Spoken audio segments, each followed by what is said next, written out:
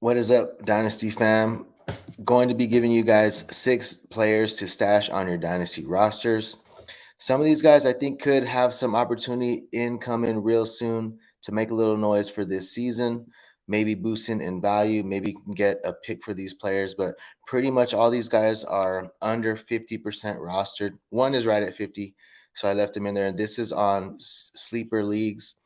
So, starting off, guys, going to give you guys 2 honorable mentions that I like right now. They are over 50%. That's why they didn't make the cut. But Pierre Strong at 55%. I think if he's at on your waiver wire, I think he is worth the flyer. He signs with the Cleveland Browns, guys. Actually traded to the Cleveland Browns. So I think right now they have that Jerome Ford is dealing with some hamstring issues. So right now you could have possibly some pass catching upside for the Cleveland Brown backfield with Pierre Strong. So definitely if he's out on your waiver wire, I don't mind adding him up. Another player, guys, that I like right now, I think he's a good little sleeper for us, is Tyler Conklin. So he's had some good buzz in camp right now so far. One of Aaron Rodgers' favorite targets is what it's sounding like. So he's continuing to just establish some good rapport. And we've already seen it with Aaron Rodgers and his tight ends, right? Just that touchdown upside that they carry. We've seen it with Robert Tonyan in the past. So I think Conklin is a good little flyer for at the TE position. If he's on your waiver, I definitely wouldn't mind scooping him up. So now going into our 6 players, guys, coming in at number 6 for us is going to be Mr. Myles Gaskin.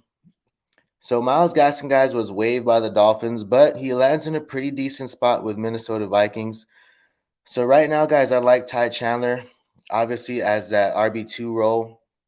But you never know. We've seen stranger things. We've seen Zonovan Knight come to relevance. So right now, they signed Myles Gaskin.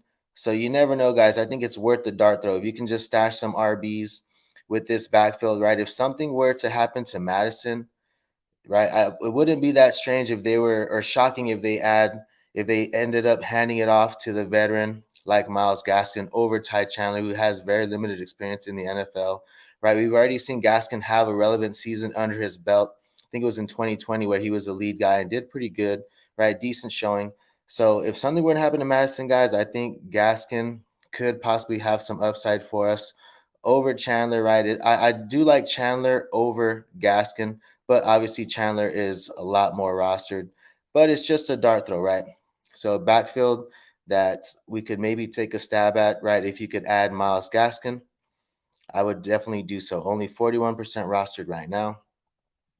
So now we're going to be moving into number 5. We got some more running backs for you guys. This guy actually beat out Myles Gaskin. Right here, you have Chris Brooks, right, and Salvon Ahmed. Now, it's actually weird that Brooks is actually higher percent roster percentage than Salvon Ahmed, but he does right now. It's only 1%, but still, both of these guys are definitely right. One, if not two, are both on your waiver wire. So I think this is a backfield worth taking a stab at. Right, you have multiple players banged up. And on top of this, guys, they ship off Myles Gaskin, right? So Chris Brooks makes the roster other than Myles Gaskin. And then right now they send Myles Gaskin off, right, to the waiver. He ends up signing with Minnesota. And you have multiple backs banged up here. You have Devon Achane. He actually came back to practice today, guys, but he's dealing with a shoulder injury. Then you have Jeff Wilson that goes on IR, and you have also Raheem Mostert, guys, as the lead guy who just seems to miss time every season when he's put in these lead roles like this. So Chris Brooks and Salvon Ahmed, either one of these guys, I think they're worth rostering. Right, one of the guys, I think, taking a shot at it and seeing what happens in week 1, because it's possible but listen to the reports, because Ahmed might not even play. So obviously, if Ahmed's out, Chris Brooks might be the guy to add right now. And if it seems like Ahmed is trending toward playing, then obviously you would want to switch that out, add Ahmed. I think Ahmed is probably ahead on the depth chart, is what it seems like so far in preseason. But I don't know. We'll see if he even gets some playing time coming in week 1. And also monitor Achane, right? Achane's banged up with a shoulder injury. He might not even play. So Chris Brooks might get some playing time, a little bit of playing time in week 1. We'll see. They still have Leonard Fournette out there. I don't know. These guys just haven't really made a free agent splash. We've been waiting for them to sign somebody, but they haven't done so. So Chris Brooks might have some opportunity coming up as early as week 1, guys. Now, next player going to be talking about is another running back, going to be Jaleel McLaughlin from the Denver Broncos. Now, McLaughlin has had a great camp, guys. He was an undrafted free agent, but there's been an undrafted free agent, guys, but there's been nothing but good buzz and good things coming out of the Denver training camp for Jaleel McLaughlin. He's continued to make plays, guys, in preseason. He's made some little plays. He looks solid, right? Even in practice, right? There's been plays, a lot of plays that they've showed for Jaleel McLaughlin, and he makes the final 53-man roster. The rumors are, guys, with the beat reporters and the beat writers, that he's going to have a chance to play as early as week 1, that he could even earn some snaps in week 1. We know Javonte Williams is coming off that injury. Maybe they ease him in slowly, and they're going to have Samaje Perine right in that third down role, but it's possible that McLaughlin, a little change of pace guy, or someone just to come spell Javonte a little bit, right? He may have a shot to earn some touches and make some plays in that backfield as Javonte Williams gets more healthy and starts increasing maybe in the snap share throughout the season. But Jaleel McLaughlin's definitely someone under 50% rostered, only 45% rostered, someone that you can stash away and see what happens week 1 and 2, right? See if he's actually getting some snaps, see how Javonte looks. And also Javonte coming off that injury, it's possible that he gets re-injured, right? So someone that you could definitely stash away for this season. And coming in at number 3, guys, we have a wide receiver. First wide receiver right now, we have Demario Douglas from the New England Patriots. So right now, guys, Demario Douglas only 37% rostered. Obviously, guys, they have Kayshon Boutte there, who has a much larger roster percentage, but it looks like Demario Douglas may be ahead of him in the depth chart, right? I know a lot of people like Kayshon Boutte, who I do also. I love I think he's got some good upside, good potential. But Demario Douglas is sitting there on waiver wires, only 37% rostered. Like I said, he may be ahead of Kayshon Boutte right now on the depth chart. So that is something to be something that is noteworthy, guys. He played more snaps in the one of the preseason games, right? Over Boutte, played more snaps with the ones. So he could possibly be ahead, and he's less rostered.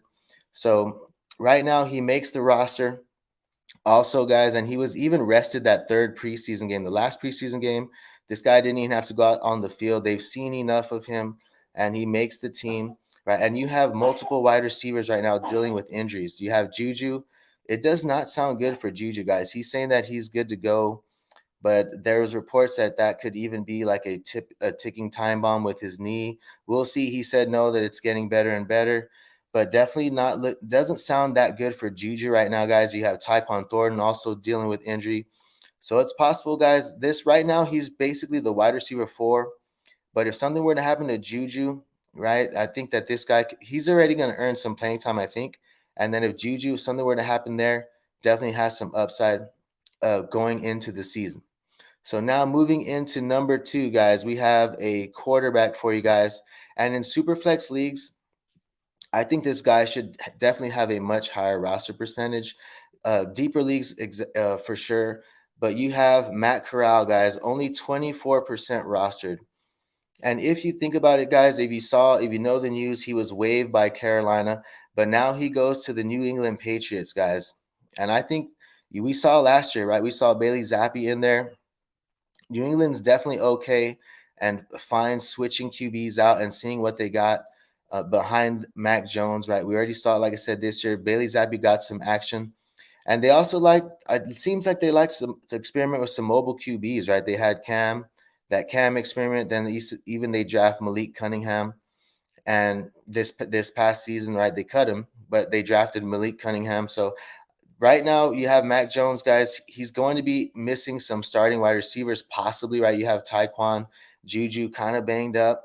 So we'll see, guys. And to start the season, the first 4 games for Mac Jones is going to be Philadelphia, right? The Dolphins, the Jets, and the Cowboys. I think that's a tough start for Mac Jones, guys, in the season. So it may be a rough first few games. And if he's not looking good, guys, I don't see why, right? If he's got off to a slow start, I don't see why they wouldn't mind switching to Matt Corral, seeing what they got there in Matt Corral, right off the waiver wire that they got him. I don't see why they wouldn't take the switch and just see what they got in Matt Corral, right? So I think Matt Corral right now should be rostered definitely more than 24%, especially in Superflex leagues. I think he is an upside play. Someone that maybe you can even just monitor. Maybe you don't roster him, but keep an eye on it, guys, because if Mac Jones is struggling, right, there was a lot of weird drama with Mac Jones too last year if you kept up with it, and the New England Patriots. So I just think that Matt Corral is definitely someone that you should be monitoring on your waiver wire. And like I said, if Mac Jones is off to a slow start, guys, I'd be adding Matt Corral pretty quick. All right, so going into my number one waiver wire ad, it might be Matt Corral, but I like this guy. He's just had some good plays, been showing out, and this is Mr. Calvin Austin. So 50% rostered, so right at the cutoff. We really said under 50%, but 50% we'll count it. So he had a great preseason, guys. He's been mixing it in. They've been mixing it in, utilizing him in the run game as well. In preseason, he looks good. They're just using his speed, right? They're utilizing his speed in that Pittsburgh Steelers offense. So he's definitely moved up the depth chart, continued to move up. Was playing no snaps with the ones the first preseason game, moves up this last preseason game. He plays some snaps with the ones alongside right behind Allen Robinson, right? And we've seen, guys, Allen Robinson has been underwhelming the past few seasons. 30 years old. He's missed 5 to 6 games in both of the last two seasons. So I think there's a possibility, guys, even without injury and without anything happening to A-Rob, that Calvin Austin could just be the better player and the better fit for that Steelers offense. 4.32 speed, guys. So he's got blazing speed, and he's already connected on some deep balls in preseason. He's had some good plays. So I think he can connect on some deep balls real soon with Kenny Pickett in that Steelers offense. So if that were to happen, I think it's only a matter of time, guys, in the first few weeks that Calvin Austin gets like a 50-yard touchdown. I would not be surprised. So once that happens, people are going to be looking to add this guy off the waiver wire. So I think it's something that I just want to add right now and see maybe if it happens, see if he's getting some playing time, see how Allen Robinson looks. But I think before week 1, week 2, for sure, I definitely probably want to have some Calvin Austin shares on my lineup. So let me know what you guys think about these players that I have on the list, and let me know who are some players that you have for your list. Thanks for tuning in to the fam. Thanks for supporting the channel. See you guys next time.